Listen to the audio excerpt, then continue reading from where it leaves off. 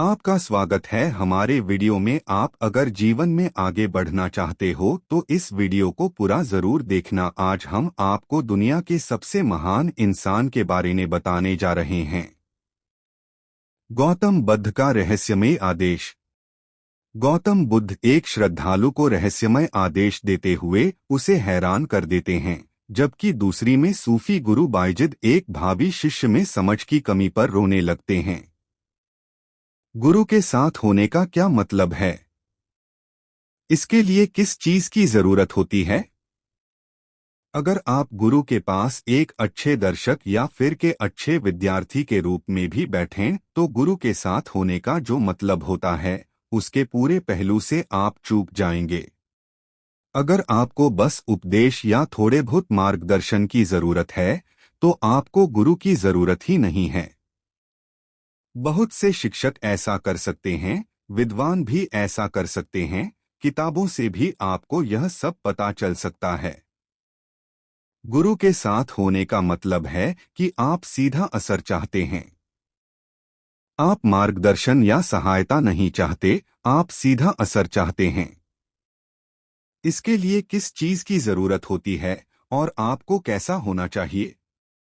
गौतम बुद्ध का रहस्यमय आदेश। एक दिन एक व्यक्ति गौतम बुद्ध से मिलने आया। गौतम एक छोटे से कमरे में अकेले बैठे हुए थे। वह व्यक्ति हाथ में कुछ फूल लेकर आया क्योंकि भारत में गुरु के अभिवादन का यह आम तरीका है। अगर आप अपने जीवन में बिल्कुल नया आयाम जोड़ना चाहते हैं तो आपको उसे गिराना होगा, किसी और चीज को नहीं। अपने काम, अपने परिवार, इसको और उसको छोड़ने का कोई मतलब नहीं है। जैसे वह उनकी तरफ आने लगा, गौतम ने उसकी ओर देखा और कहा, गिरा दो। उनके ऐसा कहने पर उस व्यक्ति ने सोचा कि चूंकि वह इन फूलों को भेंट के तौर पर लाया है, इसलिए गौतम उसे गिरा देने के लिए कह रहे हैं। फिर उसने सोचा, शायद मैंने फूलों को बाएं हाथ में भी रखा है, यह अशुभ होगा। यह भी हमारी संस्कृति का एक हिस्सा है, किसी को अपने बाएं हाथ से कुछ देना अशुभ माना जाता है। इसलिए उसने सोचा कि यही वजह है कि गौतम फूलों को गिरा देने के लिए बोल रहे हैं। फिर उसने अपने बाएं हाथ के फूलों को छोड़ दिया और सही तरीके से फिर आगे बढ़ा। गौतम ने एक बार फिर उसे देखा और कहा, गिरा दो। अब उसे समझ में नहीं आया कि क्या करना है। फूलों में क्या बुराई है? उसने बाकी फूल भी गिरा दिए। फिर गौतम ने कहा, मैंने उसे गिराने को कहा, फूलों को नहीं। जो व्यक्ति फूल लाया है, आपको उसे गिराना होगा, उसे त्यागना होगा, वरना आप बुद्ध को नहीं जान पाएंगे। आप आएंगे, सिर झुकाएंगे, सुनेंगे और चले जाएंगे, मगर किसी आत्मज्ञानी के साथ होने का मतलब नहीं जान पाएंगे। आप इस संभावना से पूरी तरह चूक जाएंगे।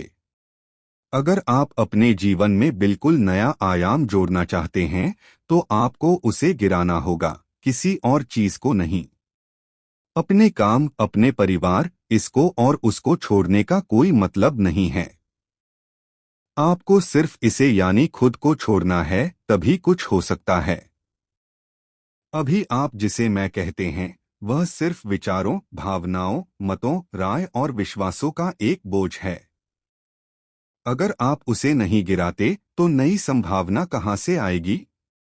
क्या आप सिर्फ पुरानी चीजों को इधर-उधर की चीजों से सजाने की कोशिश कर रहे हैं? इससे कोई मदद नहीं मिलेगी, इससे चीजें और भी मुश्किल होती जाएंगी। लेकिन सिर्फ मेरे गिरा दो कहने पर वह गिर नहीं जाएगा। इसलिए कुछ विधियां और प्रक्रियाएं हैं जिनसे यह गिराना संभव हो जाता है। बायजिद और साधक की अज्ञानता। एक अत्यंत सफल और सुंदर आध्यात्मिक गुरु हुए जिनका नाम था बायजिद। वह एक सूफी गुरु थे जिनके एक समय में हजारों शिष्य हुआ करते थे। वह बहुत ही सुंदर और जबरदस्त क्षमता वाले व्यक्ति थे। ये सरल प्रक्रियाएं इसलिए बनाई जाती हैं ताकि आप खुद को त्यागना सीख सकें, मगर लोग उन्हें नहीं करना चाहते। उन्हें लगता है कि आध्यात्मिकता का मतलब सिर्फ कुछ खास तरह की चीजें करना है। एक दिन एक व्यक्ति आध्यात्मिक मुक्ति की खोज में उनके पास आया। बायजिद ने उसे देखकर कहा, क्या बात है?